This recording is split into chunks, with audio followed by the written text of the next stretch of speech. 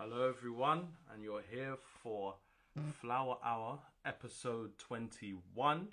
Can't believe that I've made it today because I've actually been able to make it to 21 episodes. I hope everyone's had a good day so far. I'm going to be going live today with 100 Black Men of London, another organisation that's looking forward to helping the community and putting through more positivity, dealing with the gaps and the missing links that we have in the community. So I'm really excited to do this live with them. I've just sent it through, so I'm just hoping that they will jump in whenever that they're ready. I hope everyone has had a good day today as well. I would love to know how everyone's doing, how everyone's, coping with the country slowly getting back to normal as well. So yeah, I hope you're all good. I hope everyone's good. We just check everything, and I hope they've all got it. And also, I've got even more exciting news. I'm going to be going on another platform at some point called Cherry Deck. I'm going to be having 4 episodes where I'm going to be talking to some big models, creators, influencers, all of that. So the podcasting is going quite well. So I'm really thankful for everybody that continues to show their support to me and everybody that just continues to tune in. All the views help, all the comments help, all the shares help, and all the likes help, I tried to make this podcast something that people would enjoy, and I hope I've been able to do that. 100 Black Men of London, I hope you've come in whenever you're ready. I'm waiting for you. Perfect.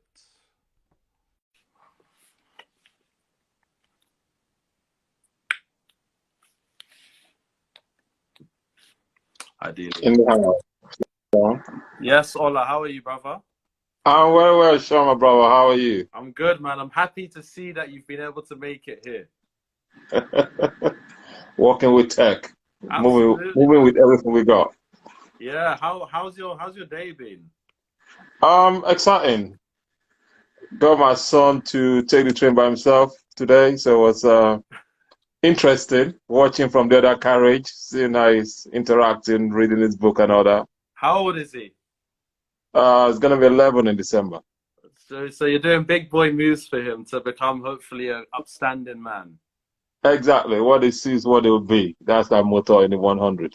Absolutely, man. I'm so thankful you've been able to come on my Instagram live, my podcast, and share a space with me in which that we can talk about things that are very important in terms of the organization and the things you're doing for the Black community. So thank you very much for having me on.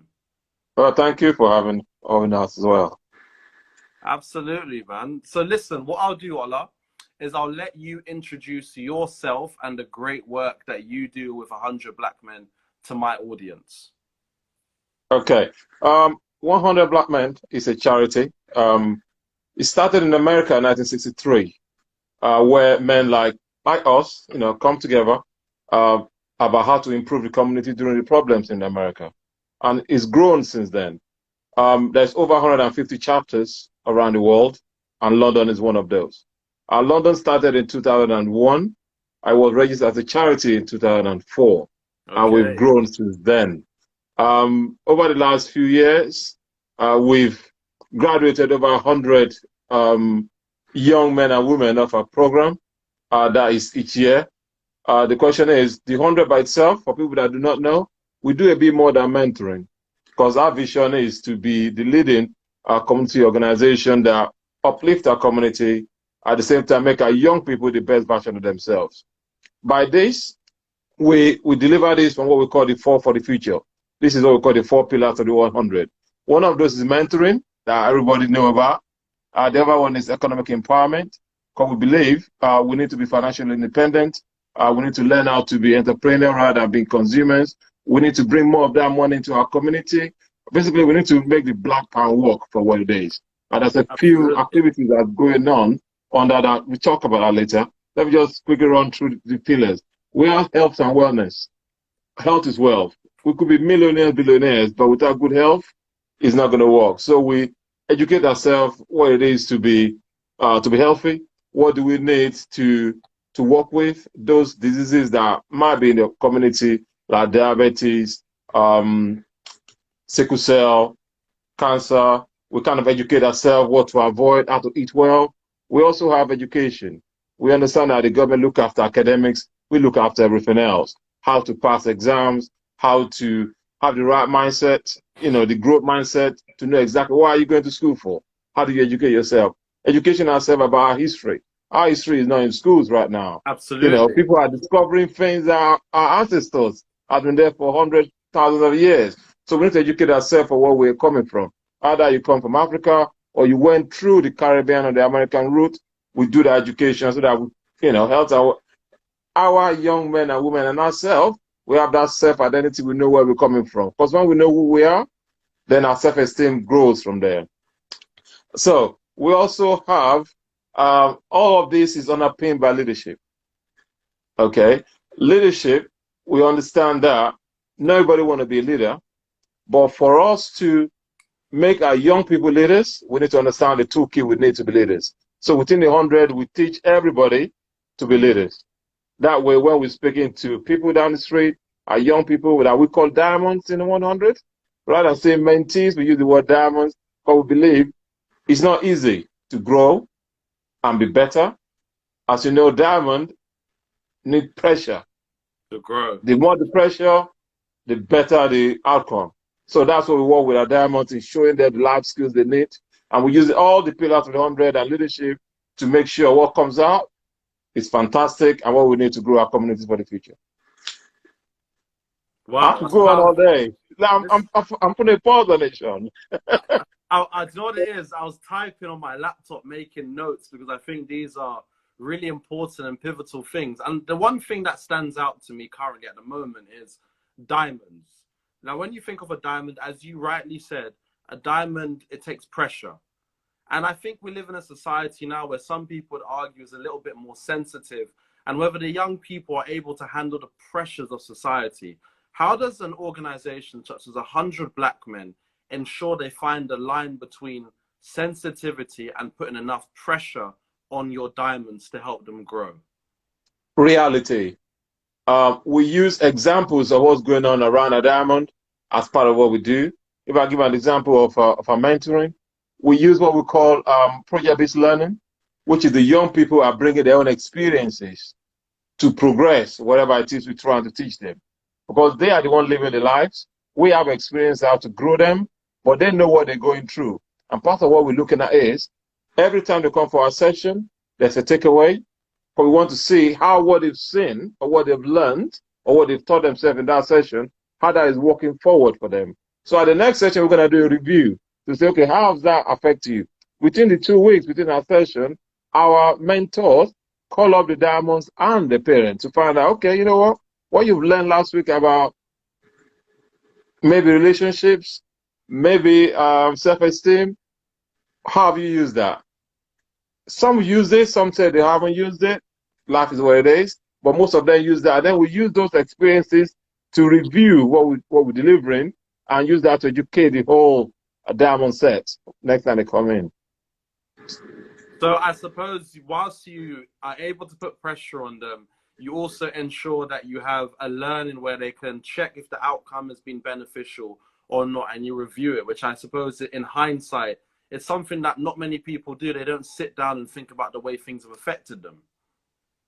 Correct. I mean, we constantly reviewing what we do at the 100, and we realize that, especially in the mentoring side of it, the young people are the best teacher, because what they're saying is not what we're saying. And as part of our program as well, we also have young people mentoring young people, because we believe they are more aligned to what they do. Because some of our ideas, because of our age and our generation, may be out there. We understand the bigger picture, but they are the ones that live in the reality today. They are the ones that are going through the postcode wars. They are the ones that are going through, the bullying in school. They are the ones that are going through the gang affiliation and what's going on out there. So we could look behind the scene, we could interject, but we listen to what they're saying. And it's all about listening to what they're saying for us to use that in educating them. So it's not knocking them, but just letting them think about that, questioning them, and letting them come to that realization of a better option of what they need to do. But then why do you think, I suppose, the Black community is suffering in some senses in the way that it is now? And what does an organization such as 100 black men mean to these young men and these young women that come through to the organization?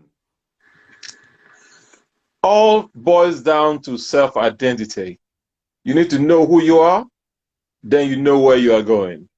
There's a lot of issues with people not understanding who they are. Once you understand that, which is the first thing we do when people come through our program, I'll quickly talk about a bit of our program to give it more background to that. When you come into the 100, you start with a program we call Me I Can Be. Me I Can Be is understanding yourself. Okay, that starts with self-identity, build into your id, build into your self-esteem. But when you have a good self-identity and you understand yourself, your self-esteem grows. When your self-esteem grows, we believe that you don't succumb to undue pressure. Because people that bully you based on your self-esteem. When you say to them, listen, I know who I am, okay? Either I'm dark, I'm chocolate, I'm light, whatever I am, this is who I am. You know, so whatever you're going to say, yes, my mom, I live in a single parent's home, but that's my mom. My dad is not here. But maybe I have listened to my dad or I don't. I know who I am. But that is my weakness, that is my strength. I understand what they are. Once our young people understand that, they're able to grow, they're able to understand where they're going with. And that way, those bullying them get minimized over time. At the same time, we move past that. We talk about relationship with their family, relationship with their colleagues, relationship at home, outside, you know, how to interact with the police if you get in that scenario where you get stopped, but that's the reality of what it is now. We listen to what he's saying. Some of them that have been stopped in the past. What's that experience like? How do they feel? Do they think they could have dealt with that scenario in a different way? The question is, we listen to that and we use that to educate others that have not had that experience yet. Because the way things are, it may happen, but that's a different fight. We grow through that. We looked at success in school. Why are you in school? What does it mean to be successful in school? Are you a teacher's pet? Is that a good thing? Are you learning from your teacher? Are you pre-reading what you need to do? Do you get from school? Why are you there for in the first place? Once you understand what you're there for, you're able to get more out of it. There's no point just going to school to play, if that's what you want to do. Is that along the line of what you want to do in the future? Does that align with your career? Because we do career fairs where the 100, where we bring experts in to speak to them about, you know, mathematics, engineers, wherever they want to go, being lawyers, being arts, you know, London Underground. We work with quite a few organizations now to educate our people and give them opportunity and how to move themselves forward. Once they finish at Me I Can Be, the second year, they move to what we call the Youth Leadership Academy. This is where they're learning more leadership skill, they're doing more project management, they're getting involved in, well, one of the ideas that we're looking to do this year is product design and product development. So we introduced that early. We introduced to them entrepreneurial spirit. I mean, a few years back, they worked with someone to develop a product that was being sold in Uganda. Last year, they worked with another entrepreneur in marketing a product. And the profit, I think they came up with about £3,500 that we said, you know what, rather than taking the money, we actually get that money to be divided among themselves as a motivation for them. And from them, once you've done 2 years in that approach, you move on to what we call the peer mentoring program. The peer mentoring program, basically young people mentoring themselves. So we get them, because they now know how to deliver projects, we get them to deliver events for the 100. And one of the events we deliver is what we call Audience with Our Children, where basically the parents and the children are on different sides and we talk to each other. That's amazing. You know, where different points are talked about where they could have an understanding. A lot of parents come back to us as feedback and say, you know what, I did not know that. My son was speaking there very eloquently about those points. I should have listened a bit more. And that's one of the points that program does. But these peer mentoring guys, what they do, they deliver mentoring to the younger Me I Can Be program.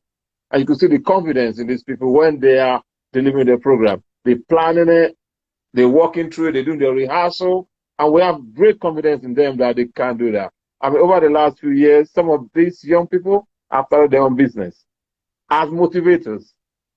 You know, you see some of those anyway when you look down our program on our social media channels. Absolutely. So I think there were a few things that you told me that you wanted to speak about. And I wanted to talk to you about your open day. So you're going to be having an open day soon, and you're going to have a community mentoring program. if I'm correct. So could you tell the audience a little bit more about that as well? Okay. On the 26th of September, that's this month, we have the open day for our community mentoring program. And that means basically on that day, everyone that have registered for the program, I'll bring up the link in a minute. Everyone that registered for the program will have a view on how it's going to look like this year. We're going to talk about project-based learning, how the interaction with the parents is going to go on. We're going to listen to some testimonials from members, from diamonds, from parents that have been on our program in the past. We're going to learn more about the organization internally, the working of the organization. We're going to learn about the working together of all the pillars.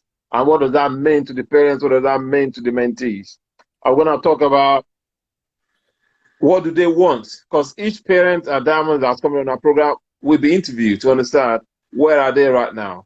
What do they want from the program? What do they see themselves at this time next year?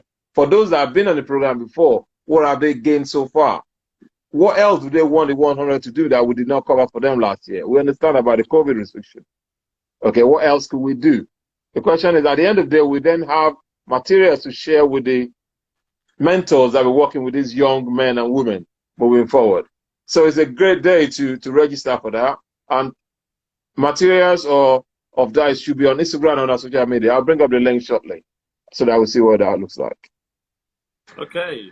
I think, for you, for example, having an open day, and I know you said because of the COVID restrictions that it's going to be online, which allows people to still have an insight into the kind of mentoring that 100 Black Men of London does. And we know how important it is for mentoring, for young people to be able to see people and to see how they exist in the world. And I also wanted to speak to you about your crowdfunder. So I know you're trying to raise 200,000 towards having a building, and in that building you want to have a youth center, an office, and a place to mentor young people. Currently, what total are you at now, and how important would it be for people to donate for you guys to be able to have a building?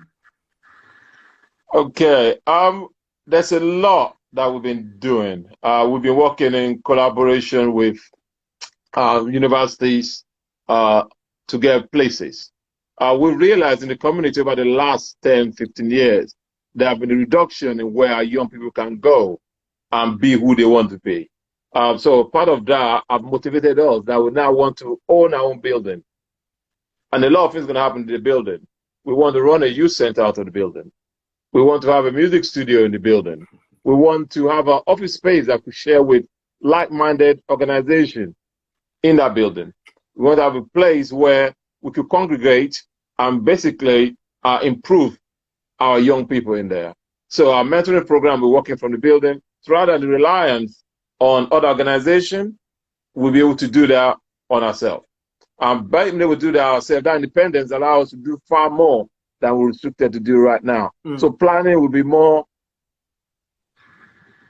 not just interesting, it will be able to move forward at a faster pace and we'll be able to reach more people within our community than we can right now. We'll still be working with universities and schools that we're working with, but we have more options on what we want to do. Question is, we have a place we could bring everybody into. So our financial program, we're working out of there. Our health and wellness program, working out of there. Conferences, seminars will be happening there. Weekends, weekdays, whatever is available for our young people, we're working from there.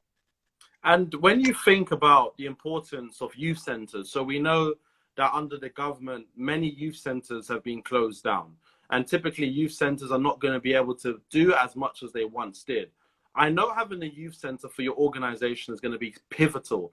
And as you said, you want to collaborate with other organizations, which again says that there's a wider goal that's going to be at play. So the question I want to ask you is, how important would collaborations be for 100 Black Men of London alongside other organizations in achieving a more holistic healing of the Black community? Collaboration is integral in the healing of the community. Like I said, we want to be a leading organization. Yes. And part of that means working with everyone else. There is a lot of defragmentation in our community. Absolutely. We could always say in the past that divide and rule was what was used to colonize our various countries, but that's not happening as it is right now. So we have some power in changing the narrative. What we need to do is work together, bond together, and work in a way that we could be stronger. We need to work together in a way we could show the community that we are one community and moving forward as one strong voice, and that's what we want to happen. We're working with schools, we're working with organizations, and working with other community organizations out there. So we are open to collaborate. Part of what we're doing is bringing together all organizations. So if there's any organization out there that in our community, they want to work together with us, because we want to bring everybody together on a platform. The intention is the first year, we want to share calendar across the community so that if anybody wants to attend any event, any organization, they can work together and attend wherever they want to attend. So we are not working against each other, we are working together. The second year, we want to share resources, because I went for a mental health event last year. In a 200 people venue, there was only about 16 people there. For mental health? No, for mental health. Wow. I went to another one. It was possibly about 50 people venue. There was only about 5 people there. When we did us, we had a 80 people venue. We had about 70 people there. So I thought, if we move together, I would bring all our practitioners together in one place. We could all fit into that 200-seater venue. We could all share the practitioners together. So why are we doing things in silos rather than doing things together? Absolutely. So intention is for us to work together as one community, working together as one. And in the 100, we said, together we can. Because we believe when we move ourselves together, we have that strength to be able to strive forward as one, stronger than anything else individually. You mentioned earlier, how much have we raised on this 200,000 target? So far, looking at the screen, we've raised £1,495. Now, for those that want to support what we're doing, the Crowdfunder's link is bit.ly, for those that do not know, bit.ly/community 100 one word. That's bit.ly/community 100 one word. If you go on there, you see what we're doing. Please support what we're doing so that we could get there faster. Thank you. Absolutely. What I'll do is at the end of the live, I'll put up a link towards your crowdfunding so people can hopefully donate. I'll put my money where my mouth is, and I ultimately will donate. And I'll also do my best to also support and encourage people to check out the great work that you're doing. So I wanted to also speak to you about, again, something that you mentioned to me that I think is very prevalent within the Black community. You said the last Thursday of every month, you have a mental health Thursday, and then you have mental health issues. And you said this month, you're currently speaking about prostate cancer. And we know how important it is for Black men to speak about prostate cancer simply because we die at the highest rates of prostate cancer and we're less likely to be checked for prostate cancer. So how are you ensuring that Black men are going to go and get tested and perhaps preventing some of the deaths that are evidently preventable? We are talking about it. Men sometimes do not want to talk about this, man. So we open up the avenue to let them know there's nothing wrong in talking. Absolutely. Hence the title, it's time to talk, or let's talk. So like you said, that's a bit link for that as well. It's bit.ly/100 talking. And this is going to be a regular occurrence. What we're trying to do has been a men thing over the last couple of months. But we want to do every other month will be a men thing. And then every other month after that will be for women. So we talk about women issues, we talk about men issues. Everybody could attend any event. So when you go into bit.ly/100 talking, this will register you, or you register on there for a Zoom session. And from there, basically, you will then be able to attend the event because it's all registered, and that will be then sent to you. And then you can attend that every month. Thursday, every last Thursday of every month, 6:30 to 8 p.m. 90 minutes. So, well, sometimes it goes over the time. We roll with it. Whenever it's a 90-minute session for us to have that discussion, how that look like. Question is, we do need to speak together. There's nothing wrong in whatever is going on. But the more of us that speak up, after they've gone through the experience, or they know people that have been through the experience, it's easy for the rest of us to understand how, you know what, I have that same thing, I have that same mindset. but I shouldn't be shy. I shouldn't be scared. I shouldn't be worried about it. I should just get myself sent to. And that's it. Absolutely. And I'm really thankful that we're able to have talking about mental health, prostate cancer, and the good work you're doing. Now, this leads me on. I've made this so everyone knows who usually watches my live. I usually do it free flow, but for Ola, I wanted to make sure I asked very structured questions, which would allow me to also get the best out of him. So one of my questions are, it takes a child to raise a village, as the famous African proverb outlines. 100 Black Men of London is a family for some of the members. How important is the sense of family for 100 Black Men of London? You know, they said you can choose your friend, but you can't choose your family. Okay. So in the 100, we believe we're all family. We don't have to get along all the time. Human emotions come to play, but the intention is we are here for the same thing. We want to strive forward for our community. We want to work with everybody to get there. But at the same time, we respect our members and volunteers. They are the lifeline of the organization. So we need to celebrate them when they do well. We celebrate people's birthday. We work with them when they have good things. At the same time, we body each other. We're mentoring each other. So we're not just mentoring the young people. We also body each other so that we understand where we are and where we're going to. And the question is, when you come into the 100, you have us as a family. And it's not a place that you come in, spend a year or 2 years and 3 years and you leave. It's a lifestyle. So some of us are walking through this now. We're setting up a foundation and all. We have young people in the organization that's coming through as well. We will hand over the reins to them and let them carry on. When we retire, we'll still be background, supporting financially, you know, using our wise knowledge, being the sage, we will get there, to support what they need to do.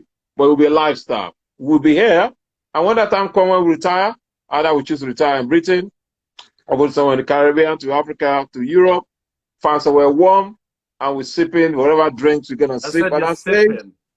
Well, we can always look back and say, hey, I was in the 100. You know, I got the pin, I got the badge, I was there. Yeah. You know, I could call up any member, and then we could link up together, go on holidays together. And that's the kind of thing we want to work on. You know, obviously, because of the COVID, we kind of restricted what we could do now. But the intention is, once we get there, we're able to drive ourselves forward and work together. But once you join us, you're a family. And you could basically rely on every member and volunteer within the organization to assist and work with you to progress yourself as well. And I think you touched on something key, that when you can wear a badge and you say you've done it, it says a lot about your discipline, your motivation, and I suppose the family that you were around. And I think maybe this, I can testify to this. I think growing up, it would have been nicer to feel like I had a family outside of my own necessarily. Sometimes with my family, I didn't feel like mentally supporting me, emotionally supporting me. To go to a brotherhood or go to individuals who are older than you, who can mentor you and take you through the perils of life and the uncertainty, that sense of family is amazing. And I think a lot of young boys and a lot of young girls need a sense of family outside of their own. So I think what you're doing is probably more beneficial than you could ever imagine on the mental side and the emotional side for young people. And with 100 Black Men of London, you, as you said, you have branches all over the world. So not just in the UK. Have you been able to partner with other branches outside of the UK? Yes, like I said, yes, we do. We have about 150 branches around the world. And every year, we go on a conference to America where we take some of our young diamonds there, where they basically do a speech on what they've gained from the 100 since their time here.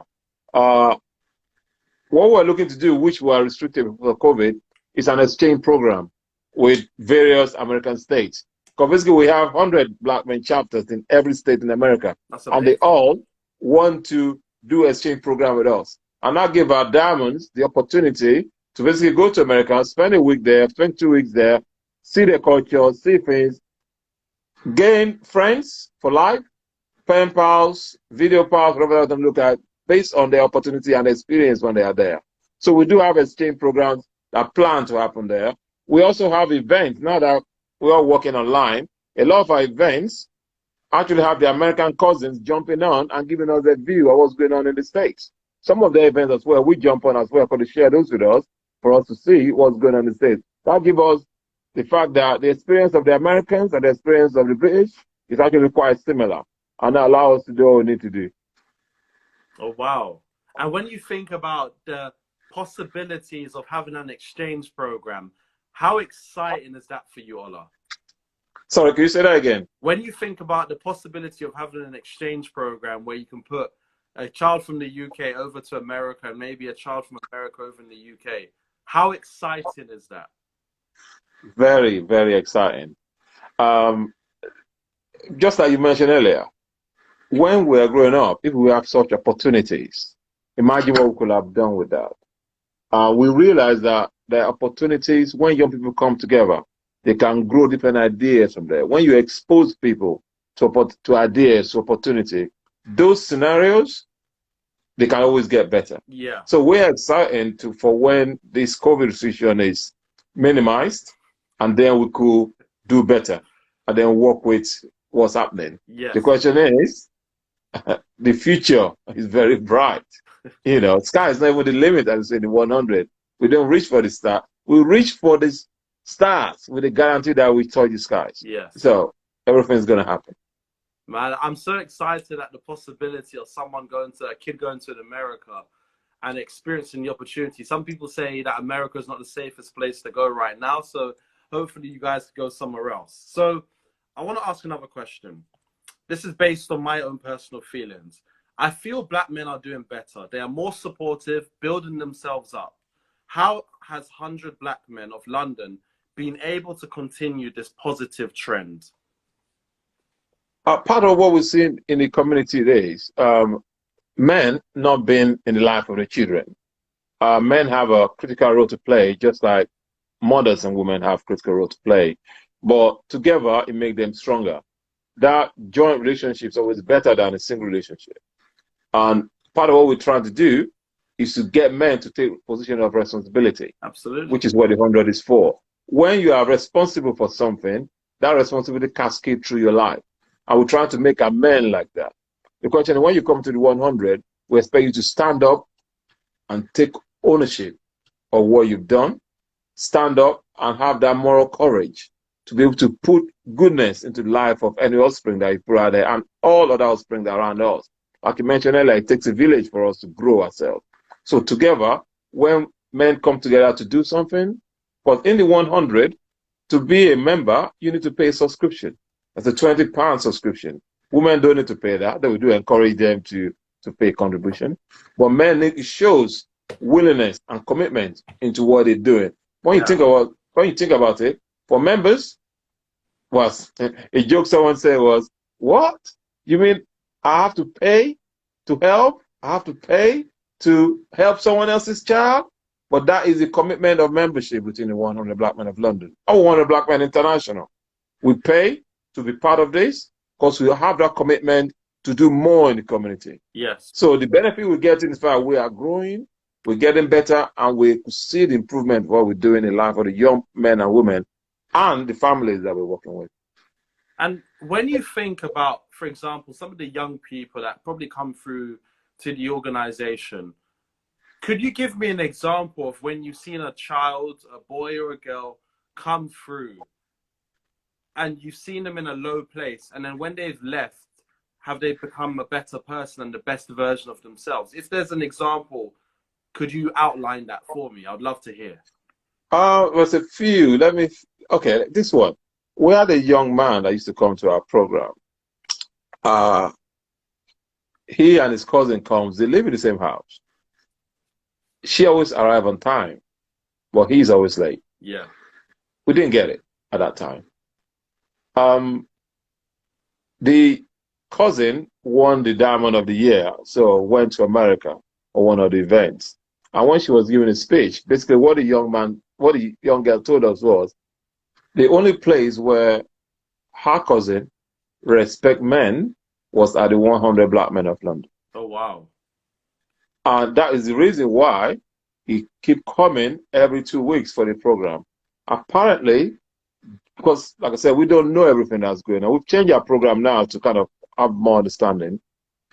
Due to postcode wars, there are postcodes that he could not go through. So when the cousin was going straight through the tube and all that, the buses, he has to go around London to avoid all those postcodes to get to where we are. And that's why I was late. We don't tell them off. We just educate him about, timekeeping, having the moral courage to deal with whatever scenario you are.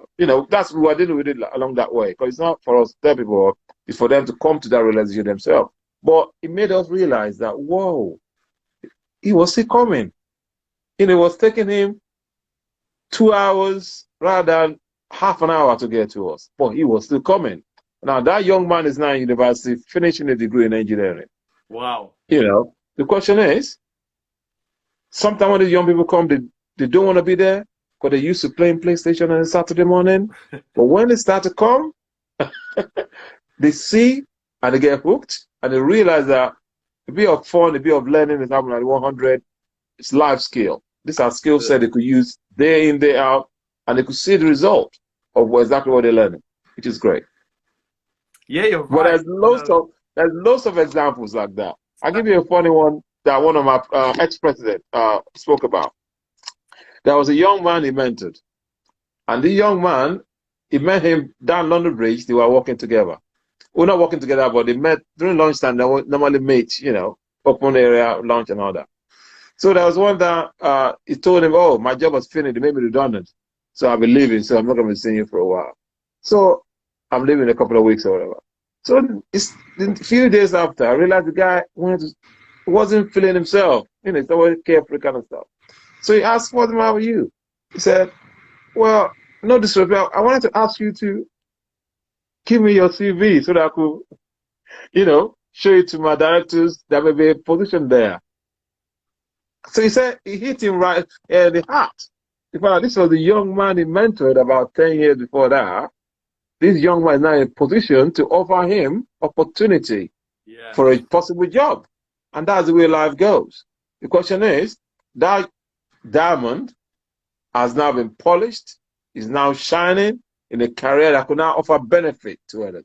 Oh, the job wasn't what he was interested in, but the fact that he was in a position to offer, that is big. And that is a great testimony of the kind of thing we've been doing. We've been running for the last 19 years. Okay, we're not singing our praises enough because we wasn't into social media until lately. But the question is, we've been having young people like this going through our programs, and now it's time for them to demonstrate and show who they are. And that's where we are. And through them showing who they are or who they've become to be, when they've come in contact with an organization such as the 100 Black Men of London, it's testament to the work that you're doing. And as you said, you're not singing and you're not shouting your praises, you're not blowing your own trumpet, but I think actions speak louder than words. So when you've got children that are going on to still go to university, they're getting their degrees, or they're in positions of power to be able to offer other people's jobs, that says a lot. That even if those kids may not necessarily feel the impact of the work you've done, there's been an impact of some sort. Absolutely. And that's what it's all about. The fact that like I said, sometimes when they arrive, they may not be as interested because they want to go football, they want to play the PlayStation. But once they get hooked and engaged, you could see them come alive. Yeah. That is a joy. I can't explain it, but when you see that happen, this taciturn young man or taciturn young woman, suddenly coming alive and getting engaged and, standing in front of the session and giving their experience or leading the session, you're thinking, wow, that is what it's all about. That is the leader in the future.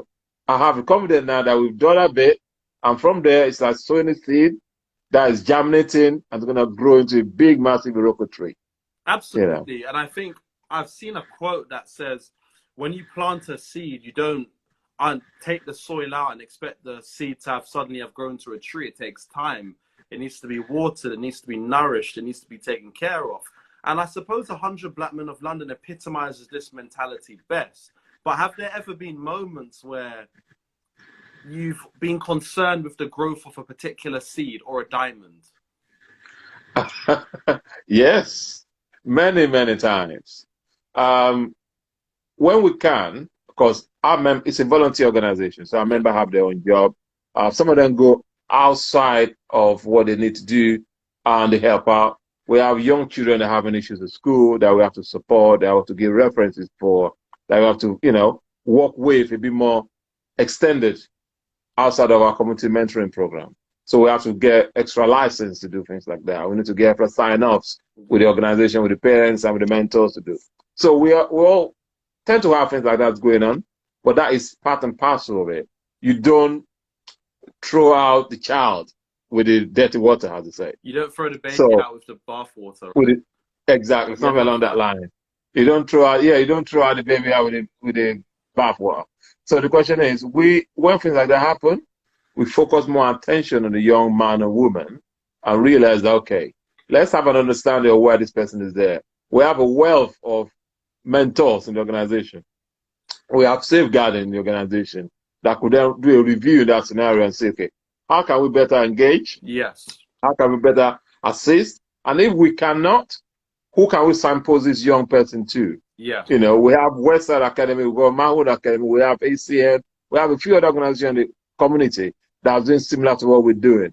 Is that person better to work with them? Do they have better one-to-one than what we could offer? But it all depends on resources availability, which is why I always say we want more people to join us. The more people that join us, the more we can do. Because we could train them to support the community in whatever it is they want to do or whatever the hundreds want to do. And while on that, I'm going to plug our membership application. That's also a bit link, and that is bit.ly/100BMOL-MEM. That's 100 BMOL-MEM. I mean, I'll give you all these links at the end. You can post them for us and, get more people to get involved. The more of us that get involved, the easier it becomes for the rest of us. Yes. Rather than us carrying all the weight of the community to progress. Because we start in London, there's nothing wrong in other cities in London or in UK not having a chapter of the 100. With our community mentoring, whilst we are still delivering this online, we have a few queries from parents outside of London.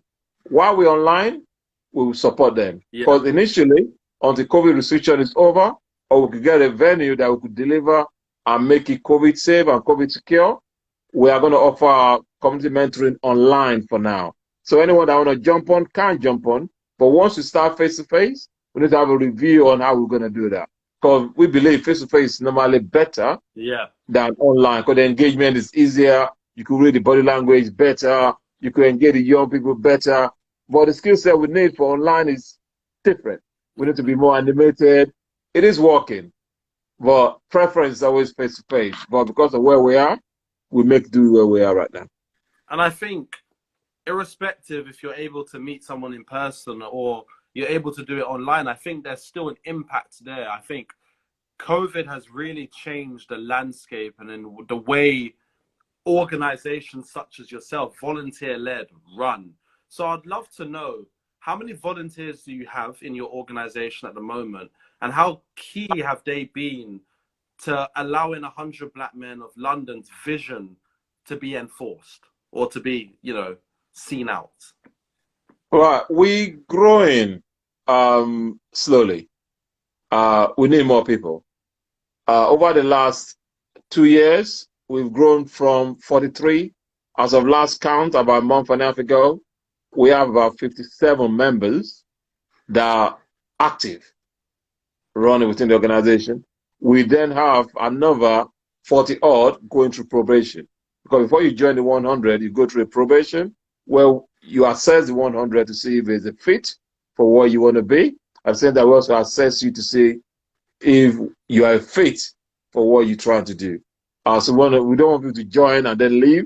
We want you to know that, okay, this is what you want to be. So you have 100 days to do that. So within that 100 days, if you're able to achieve this target that was set for you, if you're able to do and mix and basically show that you have the team working spirit, that individual independence to deliver, then you are called as a lady or you're paid as a male, and then you start your subscription after it.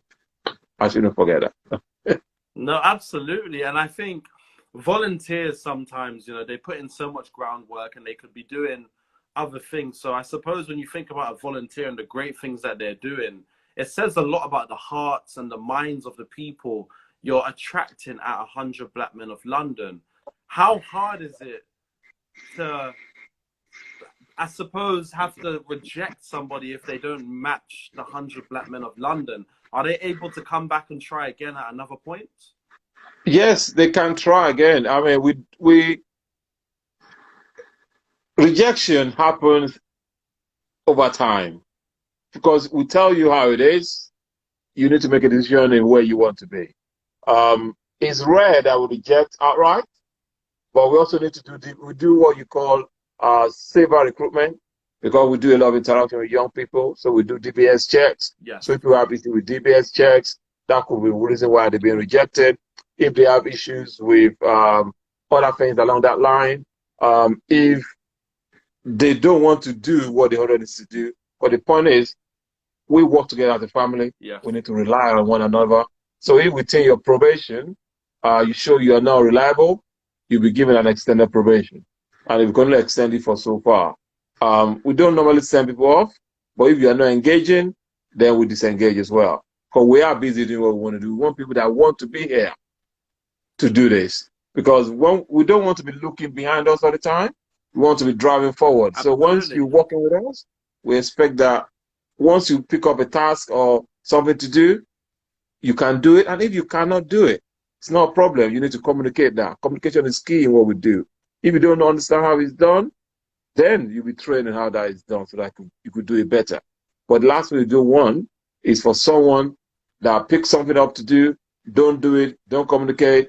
It shows unreliability. And part of what we're doing is, to be a leader, you need to be reliable. Absolutely. You need to have integrity. Yes. You need to have what it takes to be able to lead people and lead yourself. And the first person you need to lead is yourself. So you are not being honest with yourself if you are doing things or you are not delivering on what you promised. You need to be a man of your word. We said integrity. For you to be able to say something to a member, say something to a volunteer, say something to a parent, say something to a diamond, you need to carry through whatever you say you're going to do. So we do not take kindly to people that flaunt their promises or what they said they are going to do. So these are the kind of scenarios that people could be rejected during probation. Ola, we've spoken so much about the 100 Black Men of London, and we haven't asked anything about yourself. And you embody the 100 Black Men of London's principle, the mentality, even by the way you speak and the smile in your face. I've got to ask a little bit about you and how you came to working with the 100 Black Men of London, and what has it been like, in the organization over the years, how you've seen it grown? It's been fantastic. I've grown with the organization as well. I mean, I walked into one of the open days, and I thought, oh, I like what they do. I've always kind of mentored people in the family, friends. And I thought, on a bigger scale, this organization have a bigger plan for the community. I always thought, how can the community come together? In the central core of the organization is growing the community as one. And that touched me. And that's where I joined. And I've been working with the organization in the 100, by the way. The board of directors are voted every 2 years. So not just for you to have a skill set to deliver that, it's for you to have the people skills to be able to work with the people. So there's a politics around that, where you allow us to work with our members and volunteers to be able to deliver. So you need to be a person of integrity. You need to be a person that says and delivers as you say you're going to deliver. So it's been an interesting journey. It's grown myself in a way that some of my weak spot, my interactivity, my people skill, I have to quickly round those up. Normally, I would not have this kind of interview because I'm a very private individual. But the position dictates that, I boost the organization profile. So I've stepped up to do that. And this is how, within membership, we look at our weakness and we turn our weaknesses into strength. And this is part of what's happening to me, and this is part of what's happening to everyone else within the 100. So I'm saying this to your audience. Join the 100 today, and I can guarantee you a year after you've been caught up pinned, you will not be the same. you'll have been a better, more robust, more improved yourself than you are today. It looks like I'm going to need you to mentor me a little bit. I could always do with a little bit more mentoring. Absolutely, Sean. But Whenever listen, you're ready. I want to know a little bit more about you. I want to know your journey. So I know you went to one of the open days and you've been mentoring people, you know, as you said, in your family and friends. And you thought, okay, the 100 Black Men of London is doing this on a bigger scale, right? So yeah, who is Ola? Who are you? You know, I'm sure you asked the young people that, but now I'm putting it on you. I want to know, who are you? Ola is someone that wants to improve the community. Married, 4 kids. They're doing well. How long have you been married for? 16 years now. What's the key to a good relationship? Because diamonds make pressure. Pressure makes diamonds, right? Absolutely. You know, my youngest is the young man that we took through the train journey today. The 11-year-old. You know, well, it's not 11 years. It's going to be 11 in December. It's going to be 11 in December. Okay. But he needs to start learning. So what we do is, you know, follow him at a distance and let's see what he's going to do. You know, he has a phone, you know, whatever he's doing, and then we'll have a review at the end of the day. And he's done well today so far. And so we do it again in a few days' time. Do your kids also attend the 100 Black Men of London? Yes, they did. And how has the impact, how have you seen the 100 Black Men of London impact on your own kids? Because you might leave the principal at the building or wherever you're renting or wherever you are, but you are taking it home with your kids. So do your kids ever think, all right, Dad, all right, I remember this from 100 Black Men of London? Yes, my daughter says that all the time. The question is, we say life skill. So life skill is things you do day in, day out. Yeah. So when I speak to them, I use that mentoring, coaching approach, where when they do something wrong, young people they can do something wrong, they're learning. You know, if they're a young person, I kind of question them, well, why do you think you did that? Yeah. And what were you thinking when you did that? And what do you think you should do then? Yeah. So they will come to realization of the right thing to do themselves. And because they come to realization, they will most possibly not repeat that same error again. So I believe every young person can think. So we need to give them the opportunity to think. You know, and some say it's nurture, some say it's nature. I say it's a combination of both. Yes. You could nurture someone into being a leader. You could nurture that diamond into shining brighter. So it's the opportunity we give to them in a way that you talk to a young person, not scare them, you know, not chase them, not chastise them, not eat them, but talk to them. Find out what they're thinking about what they're thinking. You know, find out where they made that decision. You may learn from that. They may not have all the information. Maybe that's why they acted the way they acted. But trust them to make the right decision if they have everything they need to know. If they know where they're going. Like I said, everybody needs to have a goal. They need to understand what is their goal. What are they trying to do? You know, where do they want to get to? So once we understand all this, it allows us to work together with our children as well to understand where they're going and where they want to be. And, well, they're doing well. You know, no complaints. Whilst it's been a learning process for yourself with 100 Black Men of London, it's also for your kids. And I know you're a very busy guy, so I'm going to leave the last few words for yourself and what you want to say about 100 Black Men of London for my audience to take away from this conversation that we've been able to have. Thanks, Sean. The 100 need you. Okay? There is 3 things we ask for. We ask for people to join us. Yes. So that we can do this work together. And that's the bit link, bit.ly/100 BMOLMEM. Join us to do this together. That's the first one. We ask people to share our news so that we can affect more lives. So the more mentors we have, the more children we can affect, the better chance for us to improve that base of our community going forward. So the more children we're able to mentor or signpost other organizations that we could grow, the chances that the rest of our community will be better, because that will cascade across the board. Because they will then go away and mentor the young people across the way all the young people will get benefit of what we're all trying to do. We also say, donate to what we're doing. Okay, we have a crowdfunder currently going on. That's bit.ly/community100. I will send in Sean all this information. We ask you guys to, get on it. We also have a mentoring program starting.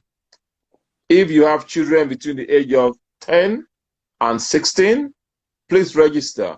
That's also bit.ly/100 CMP20. That is 100 CMP20. We already talked about the mental health. We also have what we call an action learning set program running every month. That's every second Wednesday of every month. Action learning set, for those that do not know, is like saying two heads is better than one. So you have a set of people working together to improve and give you ideas on that problem you have. So it's about bringing a problem into the group, and the group together will come up with a solution that you could try out and see if that works for you. That way, it's like solving the community problem together. So Action Learning Set is every second Wednesday. Register for that at bit.ly/100 action. But the main thing really is, we prefer you to join us to drive this action, this vision, this mission together, so that at the end, our community will not be the same again. We all say Black Lives Matter, but Black Lives Matter based on what each one of us do about it. People are saying Black Lives Matter, but the action is not demonstrating that. So it's not just going out there to protest, it's what are we doing to change. The establishment may not want to change, but let's change it. Let's improve ourselves. Let's make our community stronger. Let's drive the entrepreneurial spirit in our community. Let's make sure more businesses are there. Let's spend more money in our community. If those businesses are not good enough, talk to them, educate them. And if you're a business owner, listen. They say the customer is always right, but don't let that money leave the community without going around there for a few days. When that money comes to you, think of it. We're saying Black Pound. Black Pound is about spending that money in our community. Yes. Try to do that. So let's start thinking of how can we create more businesses. Join the 100. You learn a lot of these things. Follow us on Instagram, Twitter, Facebook, and see how that looks like. I believe our hook is called 100 BMOL. So if you search for that, you can see us everywhere. There's lots coming up. We are very excited for the future because there's a lot we're doing. But we need everybody to join us because your presence is better than everyone else. And you join us to improve yourself, improve the community, improve the 100, and make long-lasting impact in the betterment of our community. Thank you. Ola, honestly, I think these are the lives that I enjoy, and this is one of the reasons why I created the podcast. When you have conversations with individuals such as yourself, typically, when I think of the older generation, some people believe there's such a gap between the older generation and the younger generation. I think you epitomize the idea of bridging that gap.